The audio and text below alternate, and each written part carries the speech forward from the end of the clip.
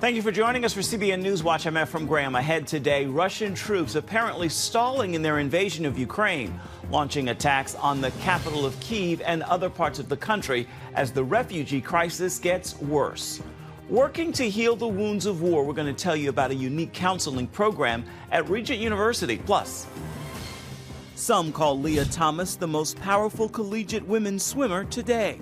But as a trans athlete, critics are saying it's not fair for a woman to get beaten by a trans athlete in sports. I'm a firm believer that we need to protect the interests of women and girls in sport. It's not in the best interest of women's sports to allow this. We'll explore the growing trend, then we'll talk to a Ukrainian pastor who shares a glimmer of hope among all the devastation in the war against Ukraine. We are seeing the body of Christ truly come alive. They've had to pivot and change the way that ministry looks for them. But pastors and churches are focusing on refugee care and support. What will I do in the moment that everything falls?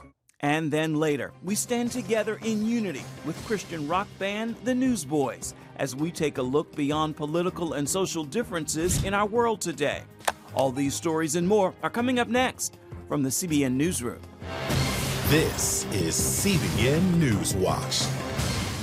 We begin with the war against Ukraine. The International Organization for Migration says more than 3 million people have fled that country since Russia invaded. But Russian troops appear to have stalled. That is according to the Pentagon. The Kremlin now relying on airstrikes to intensify its devastating attacks on civilians. CBN's Jenna Browder is on the story. Officials say the airstrikes targeting civilians are meant to cause fear and defeat. For now, though, Ukrainian resistance appears to be holding. The Ukrainians continue to fight back very bravely and skillfully. And you've heard me use the word creatively, and I would say that continues to be the case. With Russian ground troops stalled, the Kremlin is resorting to airstrikes. New visuals show the extent of the devastation. The city of Kyiv seeing its heaviest bombardment yet. One strike hitting an apartment building in the early morning hours. Another rocket crashing into a city street. In Mariupol, fires burning across the city. Many high-rise apartments destroyed. This as Moscow expands its assault to the western part of the country. U.S. officials warning the city of Lviv could be next. Russia believes it's a staging ground for Ukrainian resistance and Western military aid. The more that Russia conducts strikes in the west of Ukraine and the more Russian forces move in that direction, the greater the chances for miscalculation. Bradley Bowman with the Foundation for Defense of Democracies on CBN's Faith Nation. That's why it's so important, in my view, that the United States, working with our NATO allies, reinforce NATO's eastern flank in the Baltics, in Romania, in Poland, to deter Putin from any aggression directed at NATO lines, because once he does that, that would invoke Article 5 of the North Atlantic Treaty, and you would have Russia and our NATO allies at war, something we were able to avoid for 4 decades during the Cold War. Meanwhile, feeling the pain of Western sanctions, the Kremlin has reached out to China for military equipment. China is said to be considering the request, though Beijing denies it. The State Department with this warning. We will ensure that no country is able to get away with such a thing. And in Russia, a brave show of resistance when this woman crashed a newscast on Russian state TV to protest the war in Ukraine, shouting, "Stop the war, don't believe the propaganda." More peace talks between Russia and Ukraine are expected today. And on Wednesday, Ukrainian President Volodymyr Zelensky will address Congress, and President Biden is reportedly considering a trip to Europe in the coming weeks. In Washington, Jenna Browder, CBN News. Senior international correspondent George Thomas is with us now from Ukraine's capital city, Kyiv. George, you felt those powerful explosions this morning. Explain where you were. The first one started around 4 o'clock, around 4:10 in the morning. It jolted me up. I put a mattress up against my window and keep the window a little ajar in case a missile were to land close to where I'm staying. The concussion won't necessarily blow the window out. It would soften the explosion, and the bed, the mattress, hopefully, keeps the shards of glass and other metal from hitting me and coming into the room. But then at 4:10 this morning, oh my goodness, I heard a jet. And I thought, wait a minute, is that a Russian jet? And probably about 20 seconds after, boom, the first explosion goes off. And I've been in a number of earthquakes, and Ephraim, my room moved like this. And I thought, wow. I got up, and then boom, another one. And then obviously the third explosion happened. So I've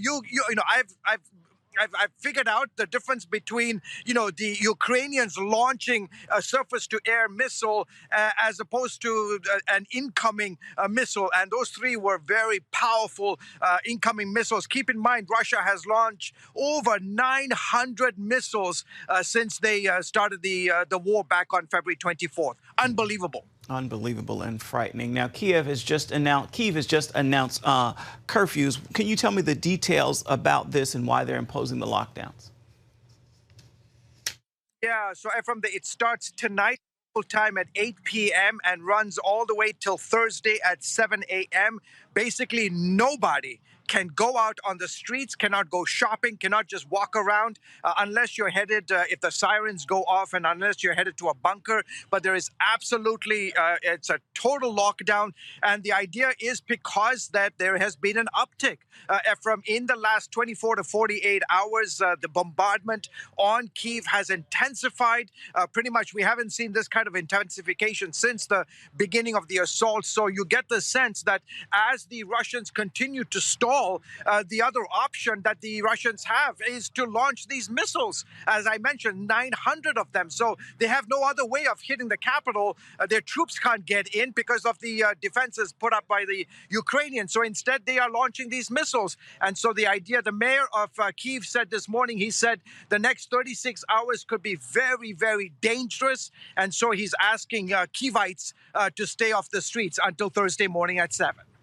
Now, you've been watching the situation down in the south along the Black Sea near Odessa. What's the significance of this port city, and could it fall into Russian hands? Look, I think, in my opinion, if Odessa is taken by the Russians, so goes the entire nation of Ukraine. Why?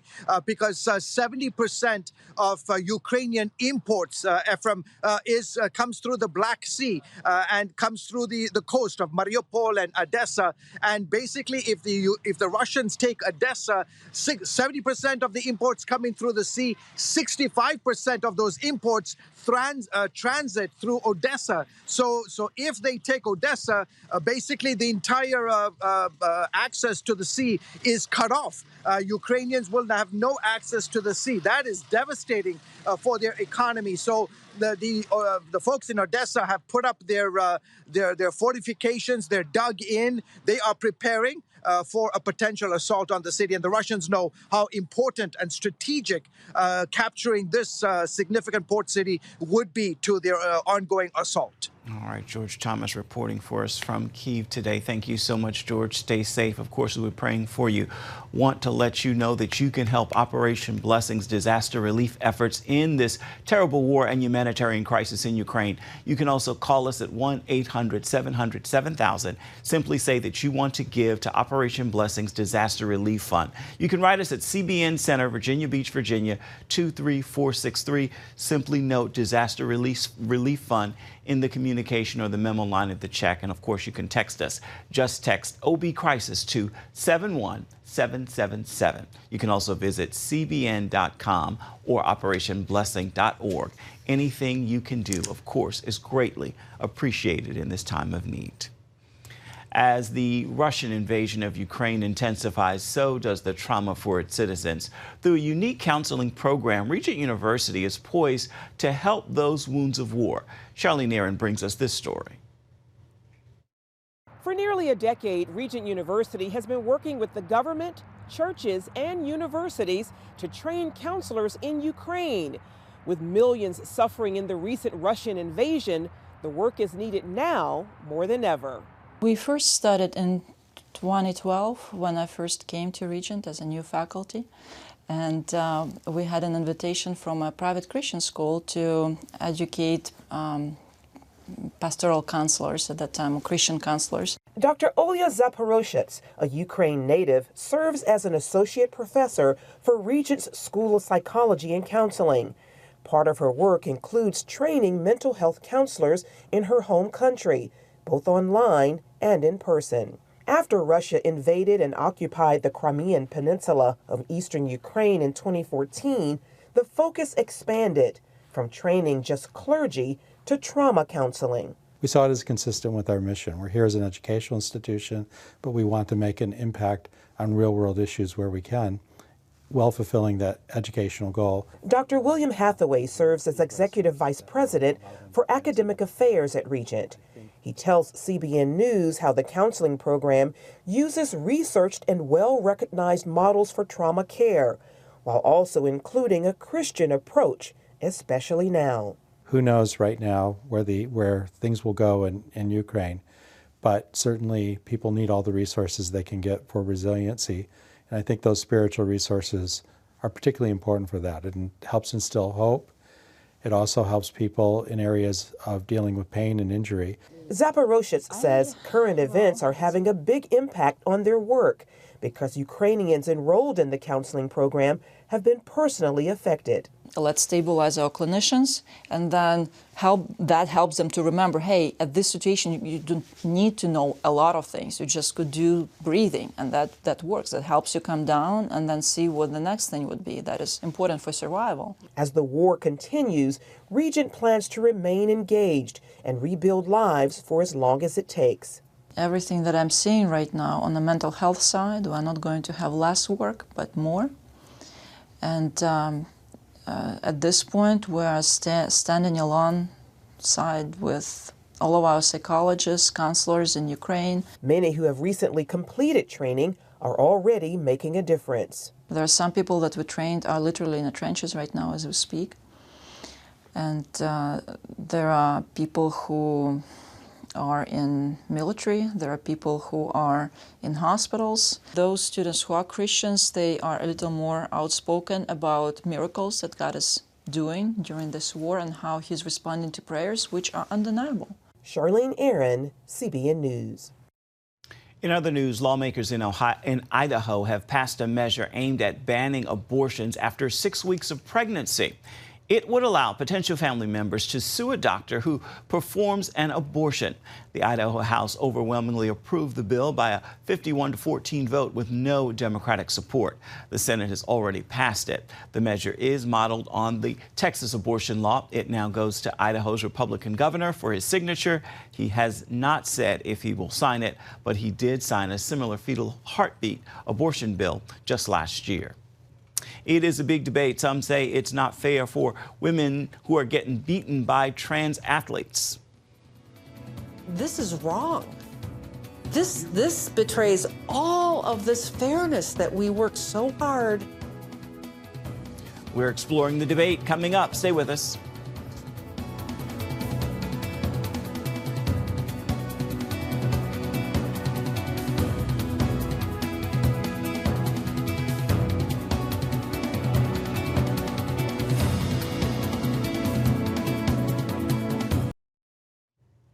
Sports Illustrated calls Leah Thomas the most powerful collegiate women's swimmer.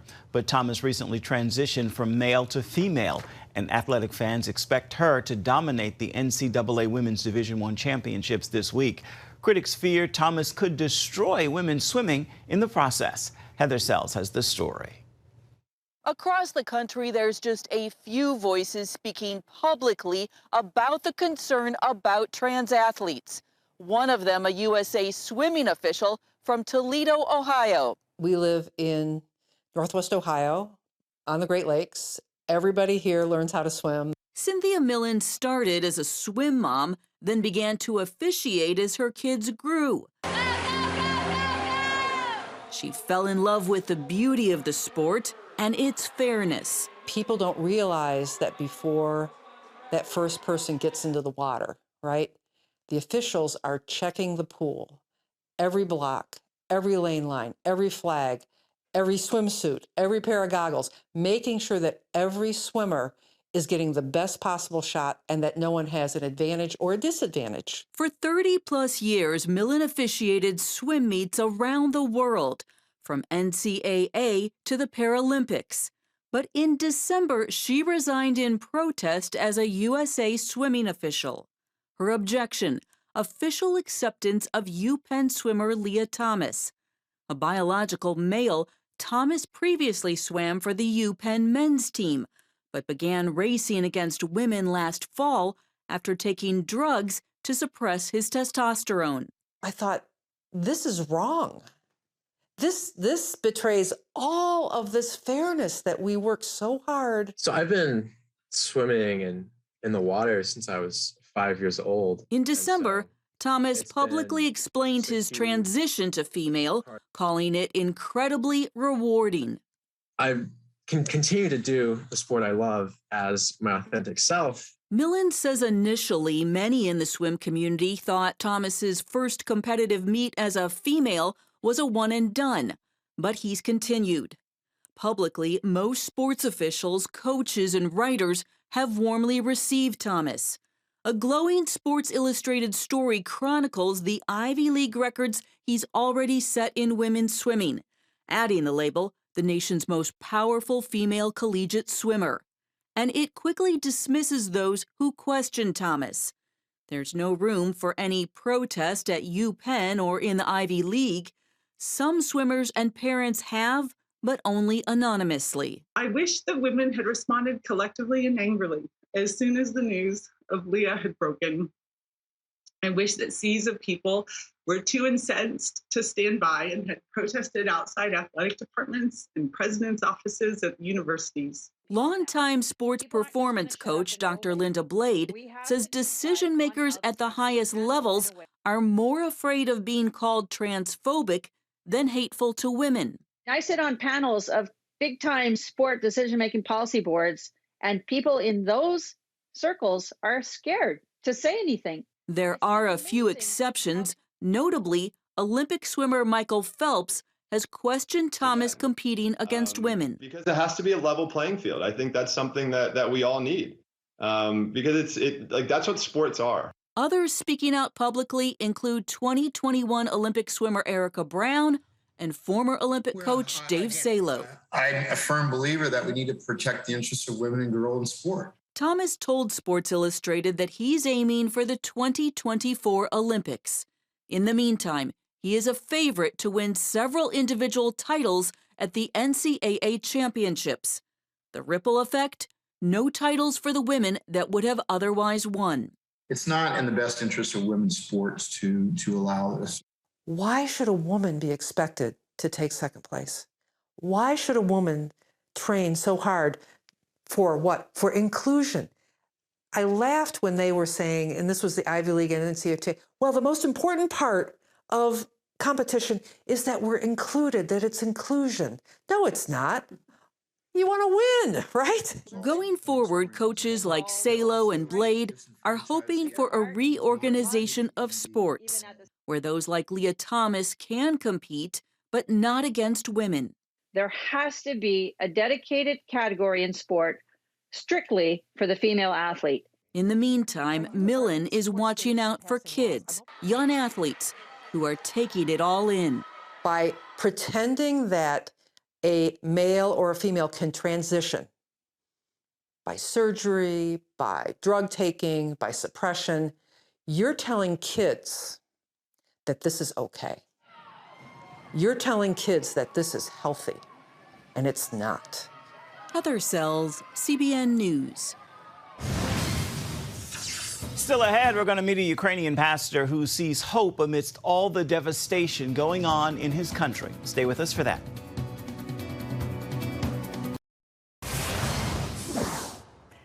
Welcome back to CBN NewsWatch. This week on the Prayer Link, we talked with a Ukrainian-American pastor who is watching what's unfolding in his home country with heartbreak. That's right. For Pastor Andrew Moroz, it has been difficult to see his family and friends hunker down in basements and makeshift bomb shelters to avoid danger. But he told us his one glimmer of hope amidst all the devastation has been seeing Christians rise up in the Ukraine. Take a look. We are seeing the body of Christ truly come alive. They've had to pivot and change the way that ministry looks for them. But pastors and churches are focusing on refugee care and support. They are helping to rescue people and bring them to the border. They're picking up supplies at the border and bringing supplies back to areas that are affected by the conflict. And even ministries that would do things like orphan care or Christian camps, many of those have been converted right now to refugee care. And so it's really beautiful to see the body of Christ responding to this crisis together. And you can watch the full episode of The Prayer Link on the CBN News Channel. You'll be encouraged through the word and prayer. That's all this week on The Prayer Link. Back to you, Ephraim. And coming up, your Tuesday Tweetable and some special music from the Newsboys. Stay with us. Time now for your Tuesday Tweetable, and today I leave you with this thought. Miracles are routine for God. Your need for a miracle doesn't take him by surprise. He knows, he cares, and he stands ready to answer your prayer. Take him at his word. The only thing he cannot do is fail. With that word, make this a terrific Tuesday, and be sure to have yourself a wonderful rest of the week.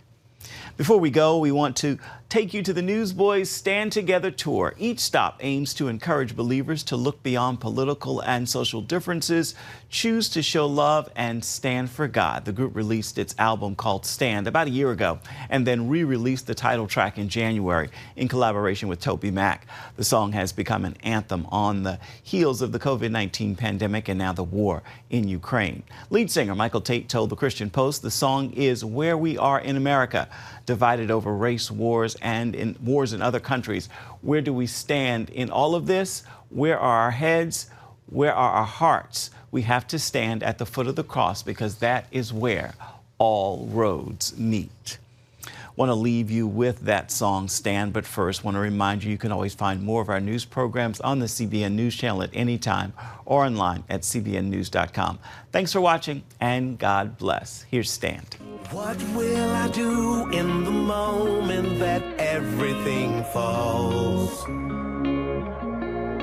I'm gonna stand in a world that's breaking, stand for a truth unchanging. I'm not ashamed, I've considered the cost.